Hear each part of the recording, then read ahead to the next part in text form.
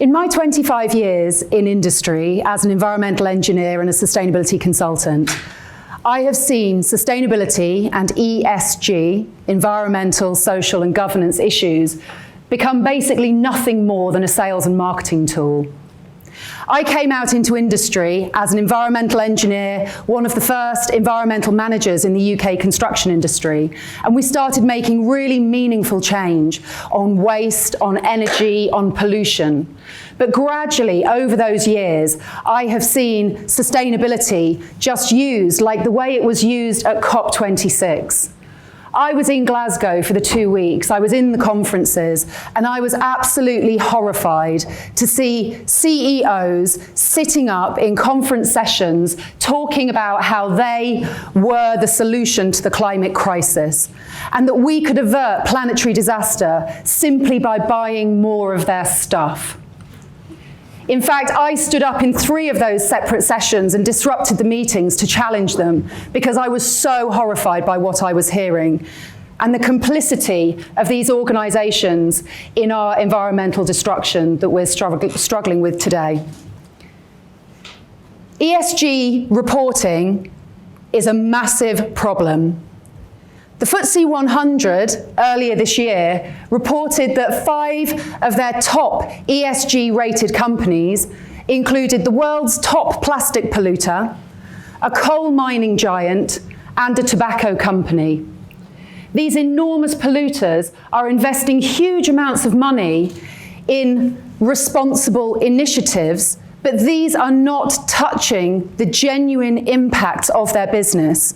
They're simply navel-gazing token projects that create a polish, a kind of green sheen that obliterates the view of their genuine negative impact on the environment and society.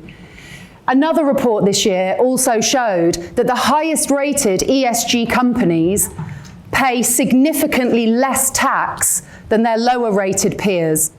There is something fundamentally wrong with the way in which we are assessing, measuring, and reporting on ESG. So, what can we do about it? As I say, I've been in this industry for 25 years and become hugely dispirited. My epiphany came in 2018 when the Amazon was on fire.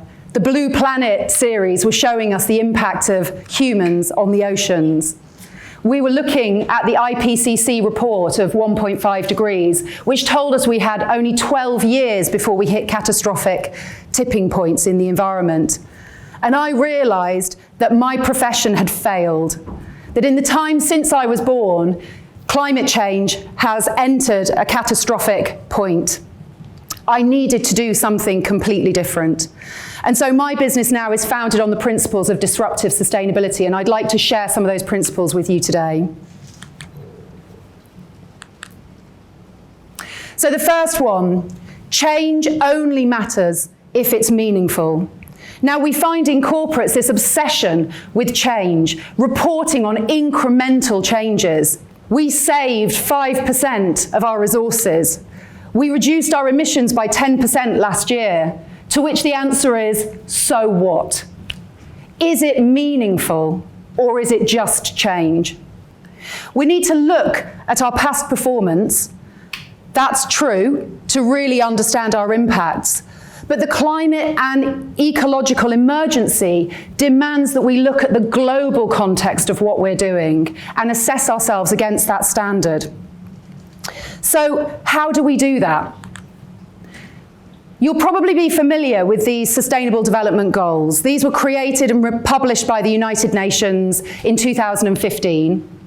Their aim was to be achieved by 2030. A very ambitious aim, but we shouldn't be afraid of ambition at this point. You can see there are 17 goals there.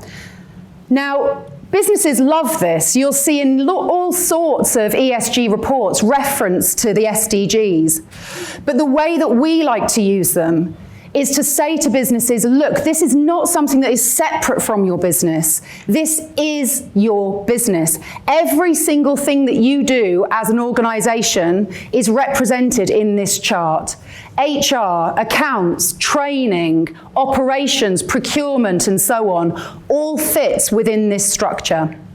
In fact, there was a beautiful moment last year when I was working with a really big client who previously had thought sustainability really wasn't for them and they just wanted a little workshop.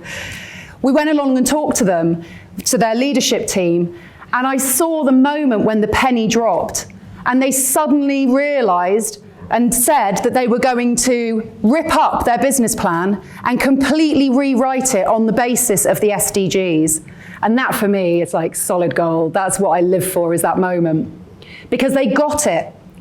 And this is another thing about disruptive sustainability. So often we have an individual sustainability manager or a volunteer committee in an organisation who are unpaid, they meet in their lunch breaks and they come up with suggestions, or a sole sustainability manager who's charged with coming up with a plan to change that business's impacts.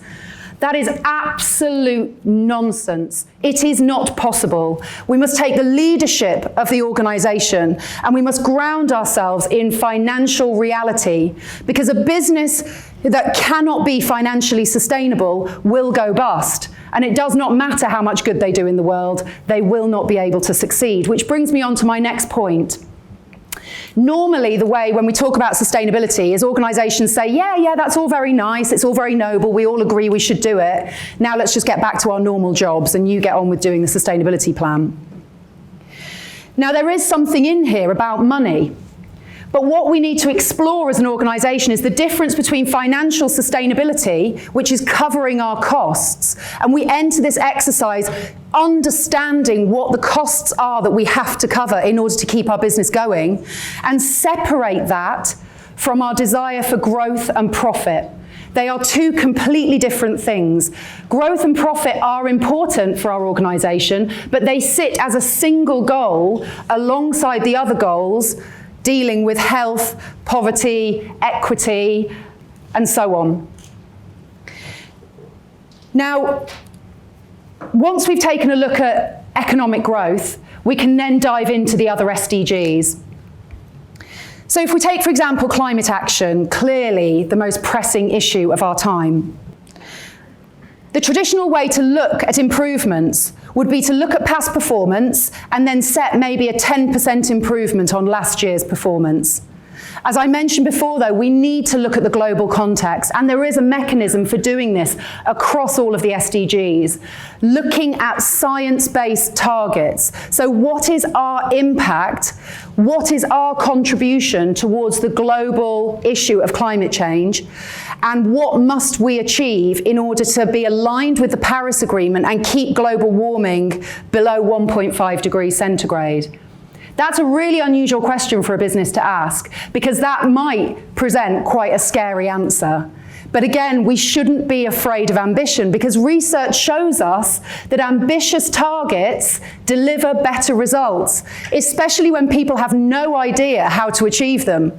It drives creative problem solving and innovation, and it helps us identify and reward those people who go above and beyond and are able to pull in their colleagues to collaborate on delivering those goals. And this is something that we desperately need. We're struggling as well with a mental health crisis in our workplaces. These SDGs can help us to deliver a shared sense of purpose, a deep collaboration across our businesses, and move away from function-based jobs like accounts, HR, health and safety, into purpose-driven outcomes, like really looking at how our work impacts on the climate, what impact we have on poverty, perpetuating and creating poverty in our communities, and so on. My next point is something that I feel most corporates seem to have forgotten. We are not used to now in the corporate world telling the truth. Now, I'm an Extinction Rebellion activist, and this is one of our 3 core demands: tell the truth. We're so used to justifying, minimizing, and keeping the boundaries of what we observe and measure within our office walls. We're not looking out into the communities about the greater issues that our business has on our communities and on our environments. And it is really essential that we and our leaders act with humility to really understand our place in the economy and wider. We must be honest about our true impact, but we also need to be honest about the things that prevent us from achieving our goals, because I think this is where a lot of greenwash comes from. We live in a system now that makes sustainability more expensive. And so businesses are struggling with a lack of good environmental regulation, of good social policy. That means that they can all compete on a level playing field. We're asking businesses to voluntarily do the right thing and thereby increase their costs and essentially cut their own throats, being uncompetitive in this financial marketplace. So it might be easy to throw up our hands and say, well, there's nothing we can do about that.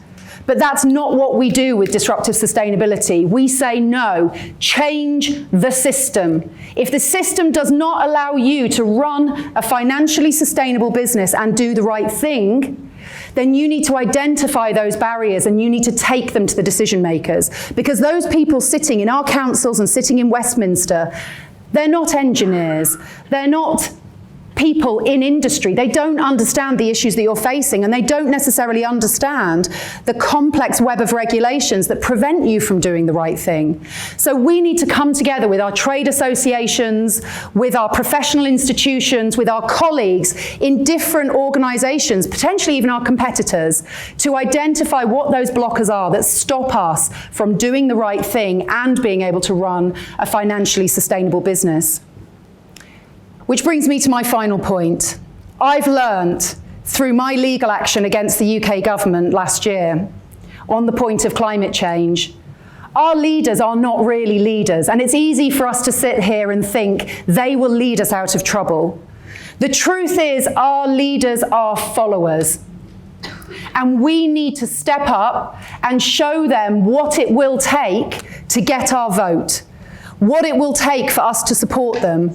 We all need to step up and make sure that our leaders lead us out of trouble. Thank you.